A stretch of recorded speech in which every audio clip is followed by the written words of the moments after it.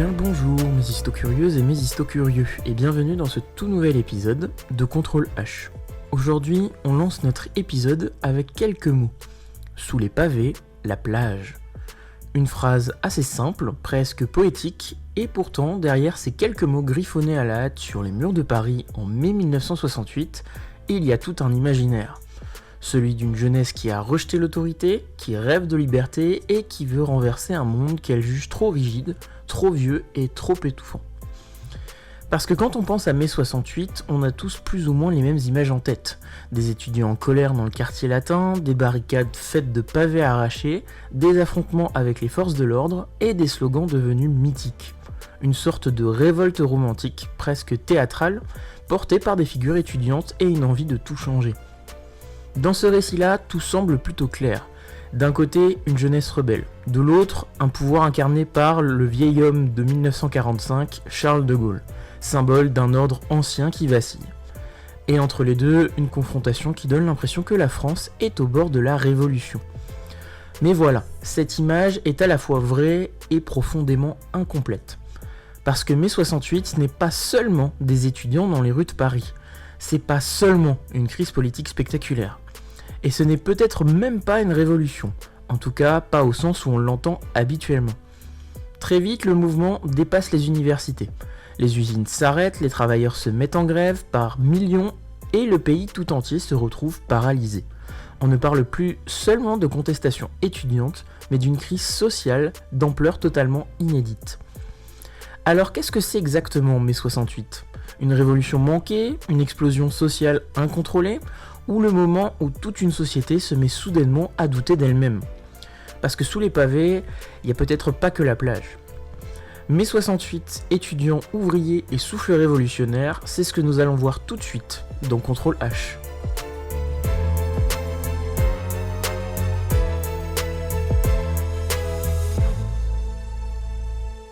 Bon, commençons là où on s'est arrêté dans les manuels. Dans l'imaginaire collectif, mai 68 commence, et presque s'arrête, dans les universités. On voit des amphis occupés, des assemblées générales interminables, des étudiants qui débattent de tout le temps, un jeune Daniel Cohn-Bendit énervé sur 2-3 chaînes de télé, et surtout cette fameuse Sorbonne, transformée en véritable laboratoire politique. Au cœur de l'agitation, le quartier latin. Un quartier au cœur de Paris, avec ses rues étroites, ses pavés, et bientôt ses barricades. Et il faut dire que au départ, cette image-là, elle n'est pas complètement fausse. Tout commence dans les facs, avec des revendications qui peuvent sembler presque banales, en fin de compte. Conditions d'études, accès aux résidences universitaires, mixité dans les dortoirs. Oui, ça peut paraître anecdotique aujourd'hui, mais à l'époque, ça cristallise un malaise beaucoup plus profond.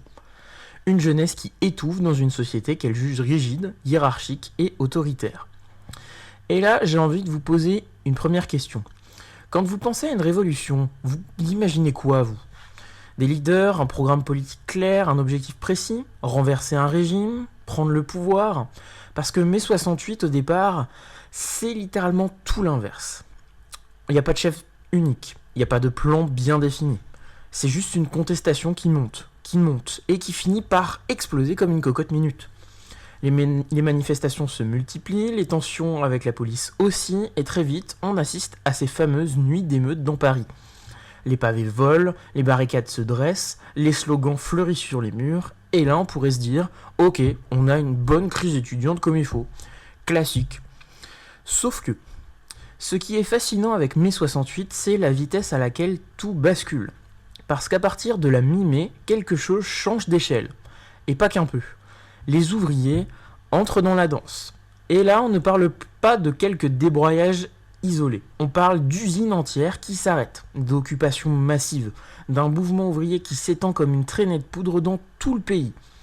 Chez Renault, à Billancourt, symbole de la classe ouvrière industrielle. Chez Sud Aviation, à Nantes, où les salariés vont jusqu'à séquestrer leur direction. Oui, on n'est plus dans le débat étudiant, là. Dans les chantiers, les transports, les services publics, tout s'arrête progressivement. En quelques jours, la France bascule. On passe d'une contestation étudiante à une grève générale. Et pas n'importe laquelle, c'est près de 10 millions de grévistes. 10 millions ! À l'époque, on parle d'1/5 à 1/6 de la population qui est gréviste. C'est pour vous dire. Et c'est plutôt simple, c'est le plus grand mouvement social de l'histoire du pays. Alors, petite pause. Essayez d'imaginer 2 secondes. Si vous avez plus de train, plus d'essence, des usines à l'arrêt, des bureaux fermés, un pays littéralement figé, dans ce cas, c'est pas juste une crise, c'est une paralysie véritablement totale. Il n'y a plus rien qui fonctionne. Et du coup, la question qui devient incontournable. Qui est en train de mener le mouvement, me direz-vous ? Les étudiants qui ont lancé l'étincelle ou les ouvriers qui lui donnent une ampleur gigantesque ? Parce que, spoiler, leurs objectifs ne sont pas exactement les mêmes aux étudiants et aux ouvriers. Du côté des étudiants, on est sur une remise en cause globale. L'autorité, la société de consommation, les normes sociales. C'est presque philosophique, parfois même utopique pour certains. Du côté des ouvriers, c'est beaucoup plus concret. Revalorisation des salaires, des conditions de travail, des droits syndicaux. Bref, des revendications purement syndicales et sociales. Et ça change tout. Parce que quand les syndicats, notamment la CGT, entrent en jeu, le mouvement prend une autre tournure. On négocie, on structure et on encadre. On n'est plus seulement dans la contestation spontanée, mais dans un rapport de force organisé. Et là, il y a une forme de décalage concret qui se fait. D'un côté, les étudiants qui rêvent de révolution, et de l'autre, les ouvriers qui veulent des améliorations concrètes, ici et maintenant. Alors, est-ce qu'on peut vraiment parler d'un seul et même mouvement ? Ou est-ce qu'on a en réalité 2 dynamiques qui coexistent, sans toujours véritablement se comprendre ? Parce que oui, les images de fraternité entre étudiants et ouvriers, elles existent, elles sont fortes et elles sont marquantes. Mais sur le terrain, leurs relations sont parfois plus complexes qu'on ne le pense. Certains ouvriers se méfient carrément des étudiants, qu'ils voient comme des privilégiés. Certains étudiants, en revanche, idéalisent la classe ouvrière, sans forcément en saisir toutes les réalités. Et pourtant, malgré ces tensions, quelque chose d'inédit se produit. Une véritable convergence des luttes. Pas parfaite, pas homogène non plus, mais suffisante pour faire trembler tout un pays. Et c'est là que le cliché commence vraiment à se fissurer. Non, mai 1968 n'est pas juste une révolte étudiante parisienne. C'est une étincelle qui met le feu à une poudrière sociale déjà bien remplie. Une rencontre, parfois chaotique, entre différentes colères, différents espoirs et différentes visions du monde. Et au fond, peut-être que la vraie force de mai 68, elle est là. Pas dans un programme clair, pas dans une direction unique non plus, mais dans cette capacité à agréger des mécontentements très différents et à créer, pendant quelques semaines, l'impression que tout devient possible. Même si personne ne sait vraiment dans quelle direction aller. Et ça, c'est peut-être encore plus déstabilisant qu'une révolution bien organisée.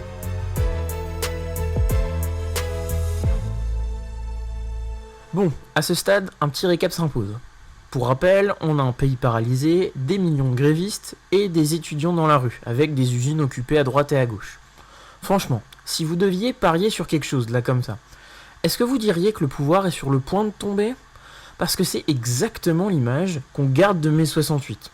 Une France au bord de l'effondrement, un régime qui vacille et au sommet, un vieil homme datant de la Seconde Guerre mondiale, Charles de Gaulle. Et il faut dire que vu de l'extérieur, tout y ressemble. Les barricades dans le quartier latin, les affrontements avec les CRS, les slogans révolutionnaires, les drapeaux rouges, et surtout ce moment presque mythique, De Gaulle qui disparaît brièvement le 29 mai, comme ça, direction Baden-Baden, en Allemagne. Alors là, forcément, ça alimente tous les fantasmes. Le président fuit, le pouvoir s'effondre, la révolution est en marche, est-ce que Daniel va finalement réussir ? Sauf que là encore, la réalité est un peu moins cinématographique. Parce que si on gratte un peu sous la surface, il y a quand même un détail qui saute aux yeux. Il n'y a personne pour prendre le pouvoir. Oui, personne. Et ça, c'est un vrai problème quand on parle de révolution. Parce qu'une révolution, en général, ça suppose un minimum d'organisation, des leaders, une stratégie, une vision de ce qu'on peut mettre en place après. En 1789, il y a des assemblées, des projets politiques. En 1917, il y a les bolcheviks, avec Vladimir Ilyich Ulanov, dit Lénine, à la tête. Mais en mai 68, il n'y a rien, il n'y a personne. Alors attention, ça ne veut pas dire qu'il n'y a pas d'idées pour autant. Au contraire, il y en a littéralement partout. Des groupes d'extrême gauche, des comités d'action, des intellectuels engagés. Mais il n'y a rien de véritablement structuré, capable de canaliser le mouvement à l'échelle nationale et d'en sortir quelque chose. Et surtout, il n'y a rien qui fait consensus. Même du côté des étudiants, ça part dans tous les sens. Entre anarchistes, marxistes, situationnistes, c'est un peu la foire aux idées. Passionnant mais pas franchement efficace pour prendre le pouvoir. Mais alors du côté des ouvriers, et là encore, surprise, les grandes organisations syndicales comme la CGT ne cherchent pas à renverser le régime. Leur objectif est beaucoup plus concret, beaucoup plus terre à terre. Ils veulent simplement négocier. Des hausses de salaire, des meilleures conditions de travail, plus de droits pour les travailleurs. Et ça change complètement la nature du mouvement. On n'est pas dans une logique insurrectionnelle, on est dans un rapport de force sociale. On veut peser du poids sur la table. D'ailleurs, quand les négociations s'ouvrent avec le gouvernement, les fameux accords de Grenelle, comme on va les retenir dans l'histoire, on voit bien cette différence. Les syndicats obtiennent des avancées importantes, mais du côté des étudiants les plus radicalisés, ça ne suffit pas du tout. Eux veulent un changement de société, pas juste une augmentation de salaire. Et c'est là qu'il y a un vrai décalage entre étudiants et ouvriers. Alors, petite question pour vous. Est-ce qu'un mouvement peut être révolutionnaire si ses principaux acteurs ne veulent pas faire de révolution ? Parce que c'est exactement le paradoxe de mai 68. Un mouvement massif, spectaculaire, qui donne l'impression que tout peut basculer, mais sans véritable projet politique pour remplacer ce qui existe déjà. Et pendant ce temps-là, que fait le reste du pays ? Parce qu'on parle beaucoup des étudiants, des ouvriers, des manifestants, mais ils ne représentent pas toute la population. Et c'est là qu'un autre élément clé entre en jeu. La majorité silencieuse. Beaucoup de Français regardent les événements avec distance. Certains soutiennent bien sûr, mais d'autres s'inquiètent. Et alors ils s'inquiètent du désordre, des pénuries, notamment d'essence, mais aussi de l'incertitude. Quand les transports sont bloqués, que l'essence manque, que le travail s'arrête, ça devient concret, très vite. Et cette inquiétude-là, elle va jouer un rôle décisif. Parce que pendant que le mouvement donne l'impression de monter en puissance, une autre dynamique plus discrète est en train de se mettre en place. Le retour à l'ordre. Et là, notre cher De Gaulle, il va reprendre la main. Après son passage en hélico à Baden-Baden, il revient à Paris, prononce un discours assez ferme et annonce la dissolution de l'Assemblée nationale pour convoquer de nouvelles élections. Et surtout, il rappelle ses partisans à se mobiliser. Le résultat, le 30 mai 1968, une immense manifestation pro-gaulliste défile sur les Champs-Élysées. Alors on parle pas de centaines de manifestants isolés, on parle de centaines de milliers de personnes. Et ces centaines de milliers de personnes, elles étaient silencieuses jusque-là, mais elles étaient quand même bien présentes. Et là, l'équilibre, il bascule en mai 68. Le pouvoir, il n'est pas tombé, il s'est réaffirmé. Et quelques semaines plus tard, De Gaulle totalise les essais avec les élections législatives qui donnent une victoire écrasante aux gaullistes. Alors oui, mai 68 a fait trembler le pouvoir. Mais est-ce qu'il a vraiment failli le faire vaciller ? Ou est-ce qu'on a projeté, après coup, une idée de révolution sur un mouvement qui n'en avait ni les moyens, ni forcément l'envie ? Parce qu'au fond, c'est peut-être ça le cœur du problème avec mai 68. C'est pas une révolution avortée, c'est une crise immense, sans débouché politique clair. Une sorte de moment suspendu, où tout semble possible, mais où rien ne s'organise réellement pour transformer l'essai. Et finalement, ça pose une dernière véritable question, et pas des moindres. Est-ce qu'une révolution, c'est une question d'intensité ou une question de direction ? Parce que mai 68 n'avait pas l'air d'une petite révolution de voisin, elle avait clairement l'intensité d'une révolution. Mais la direction, ça c'est une autre histoire.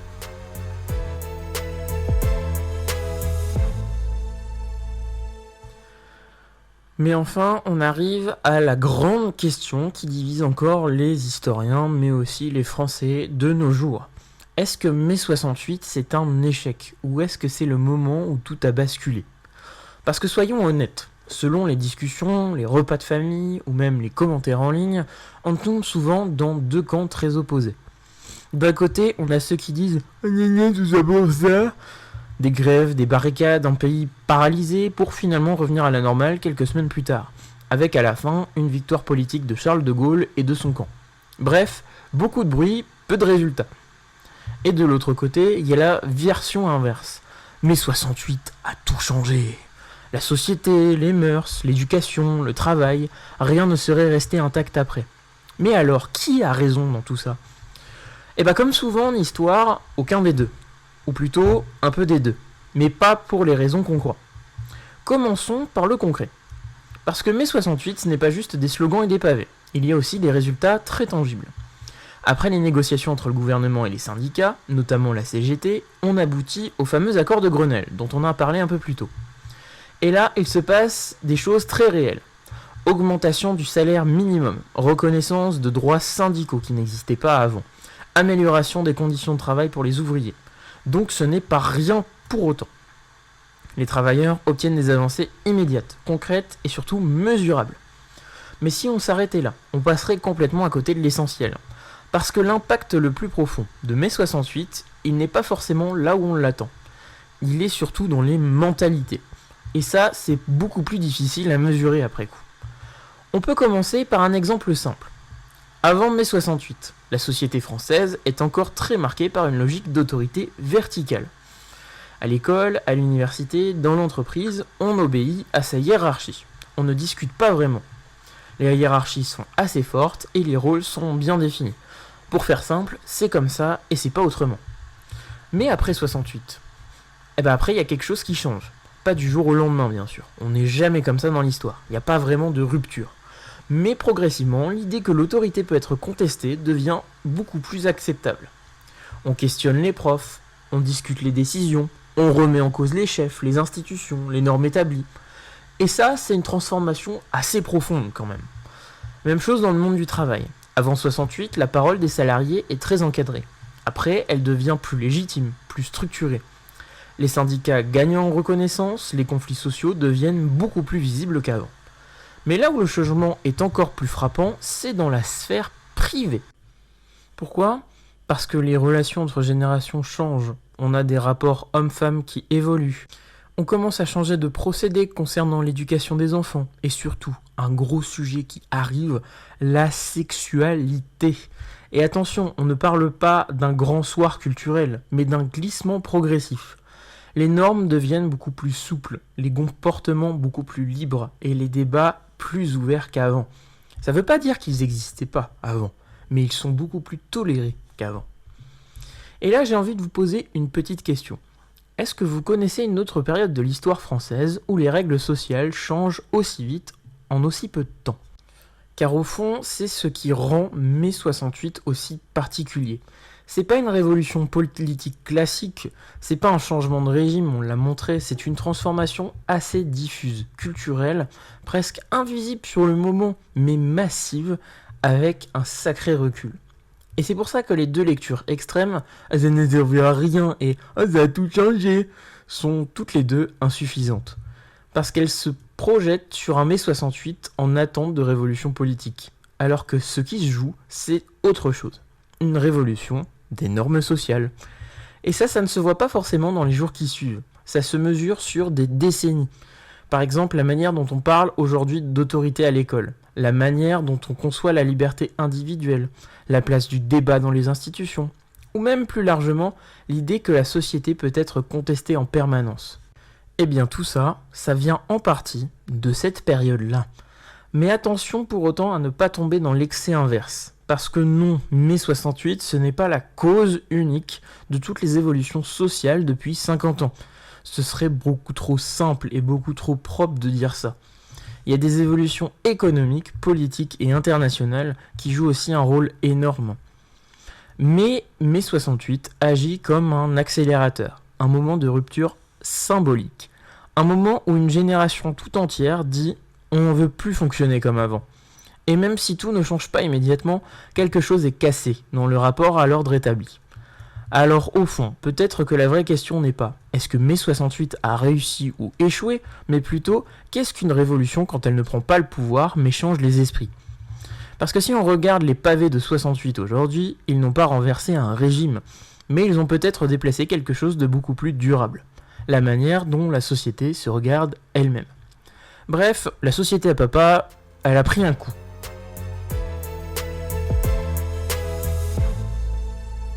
Alors au final, mes histocurieuses et mes histocurieux, si on devait résumer mai 68 en une seule image, ce ne serait ni seulement des étudiants dans la Sorbonne, ni uniquement des ouvriers en grève dans les usines, ni même uniquement les barricades dans le quartier latin.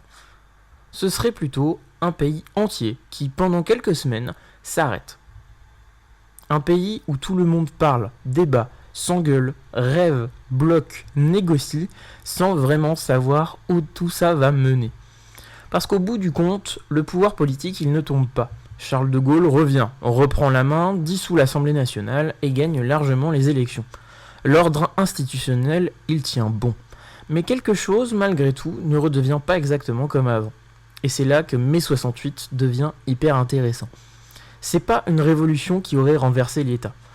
C'est un moment où une société se découvre en train de douter d'elle-même. Alors, si on regarde en arrière, on peut se dire oui, le mouvement se termine, les usines se vident, les grèves s'arrêtent, les étudiants rentrent chez eux, la vie normale, entre guillemets, reprend de plus belle. Mais est-ce que c'est vraiment la même vie qu'avant qui reprend ? Eh bien, pas forcément. Vous imaginez, vous, revenir dans une société où l'autorité ne se discute pas, où les hiérarchies sont beaucoup plus rigides et où la parole individuelle compte moins ? Parce que c'est là que se joue l'héritage de mai 68. C'est pas dans un changement brutal du régime que ça se joue, mais dans une transformation lente, profonde, presque invisible des façons de penser dans la société. Les rapports à l'autorité, à l'école, au travail, à la liberté individuelle, tout ça continue d'évoluer dans les années qui suivent mai 68. Alors certes, par petites touches, par glissements successifs, mais ils sont quand même là. Et c'est peut-être ça le vrai paradoxe autour de mai 68. C'est pas une révolution avec une prise de pouvoir, c'est un bouleversement sans victoire politique, mais ça a un impact durable sur les mentalités de l'époque. Alors aujourd'hui, quand on dit mai 68, on parle de quoi exactement ? D'un mouvement étudiant, d'une grève générale, d'un mouvement révolutionnaire ou d'un mythe qu'on a reconstruit après coup ? Et peut-être que la bonne réponse, c'est un peu tout ça à la fois.